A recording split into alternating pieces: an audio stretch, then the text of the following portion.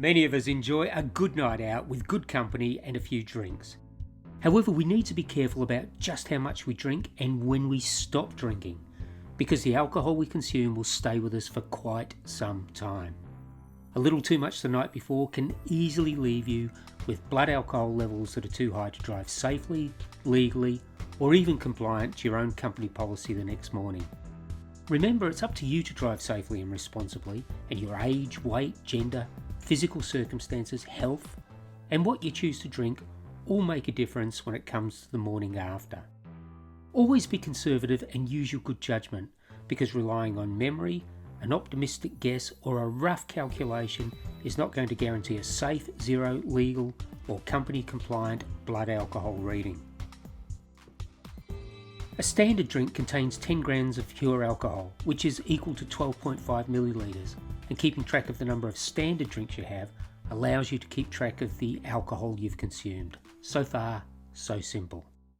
But maybe not. A glass of wine averages around 150 millilitres and contains 1.4 to 1.6 standard drinks. The same amount of alcohol as a schooner of full-strength beer, but that's around 425 millilitres. Even so, the alcohol content in wine can vary by type, and let's not forget about the huge range of beers available in varying potencies. A 30ml shot of 40% spirit contains around one standard drink, but a 375ml premix can contain 1.5 standard drinks or more, which puts it around the same level as a stubby, a can of full-strength beer, or that schooner. Unless, of course, we're drinking a more potent brew or from a larger can or a long neck. Keeping track of what you've drunk can be difficult, particularly as the evening progresses. When you stop drinking, your body needs to process the alcohol. Allow at least 1 hour, assuming you're fit and well, to process each standard drink. So suppose you had half a dozen 285ml, which are mid-size, glasses of full-strength beer. That's around 6.6 standard drinks, and it could be at least 7 hours before you're fit to drive. Even then, any formula is a guide only. Everybody will process alcohol differently, and you should always err on the side of caution.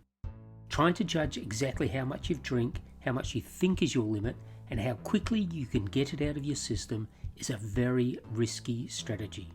It invites trouble, a crash, drink driving conviction, disciplinary action, or a workplace accident. There are obvious traps to be aware of and some common sense ways of avoiding them.